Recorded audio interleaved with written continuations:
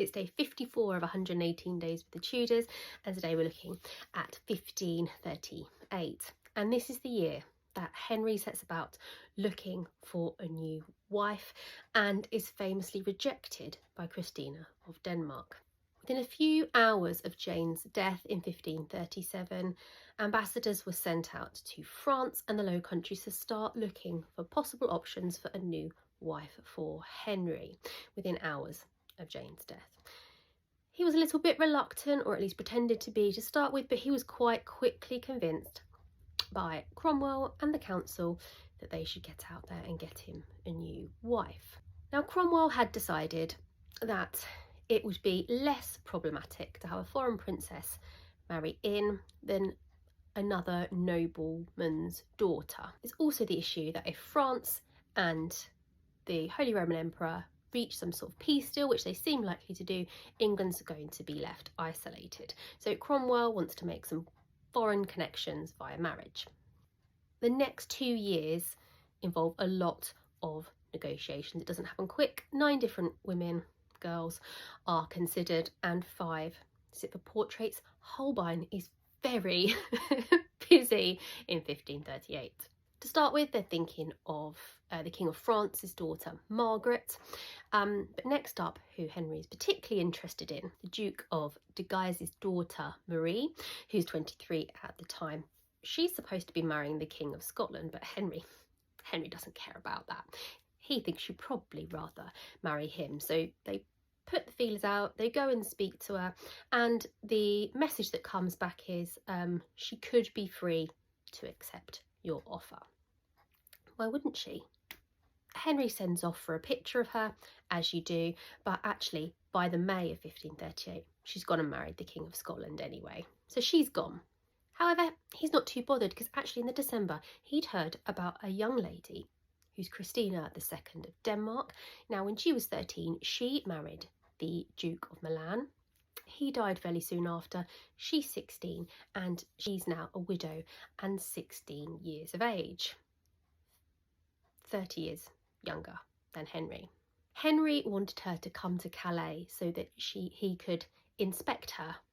Yuck. That was refused, so off Holbein goes to get a portrait.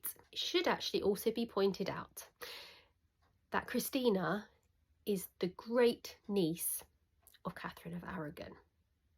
So by marriage, kind of Henry's great niece, which is all just horrible, isn't it?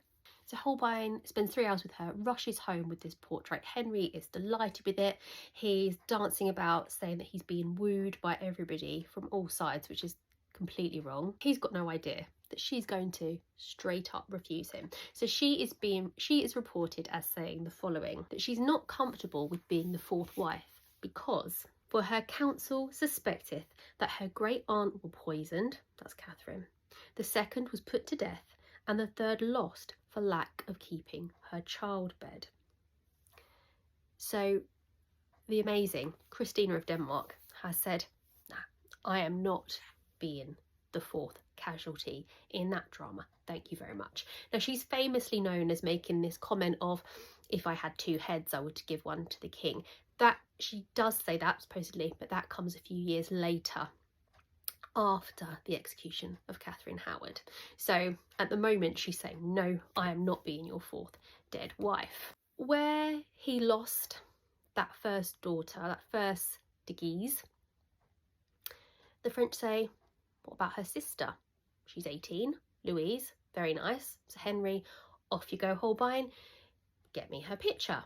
Henry showers her in gifts. He does his dead stag thing, which reminds me of the dead mouse that the cat brings in, sends her all the stuff.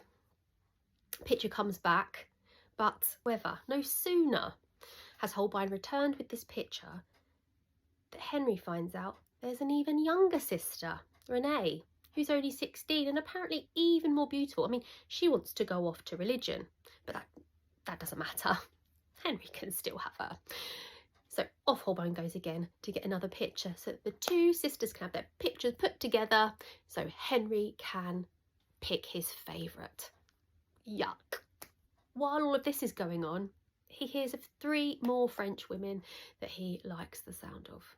And what does he ask? What does he ask? He asks for all of these women to be brought to Calais so that he can inspect them and pick his favourite. Thankfully, the French are like, no, you are not picking a horse here. This is unacceptable. One French ambassador actually says to him, would the knights of King Arthur's court have treated women like this? And apparently Henry's quite embarrassed by that because, you know, he quite fancies himself with this sort of Arthurian prince. So the Anne of Cleves negotiations are yet to happen. That's next year. So this is at the point that we leave Henry in 1538, thinking that all the women of Europe are fighting for his hand in marriage. The amazing Christina of Denmark. Good for you. Dodged a bullet there, love. I'll see you tomorrow before 1539, when I believe wife number 4 will arrive.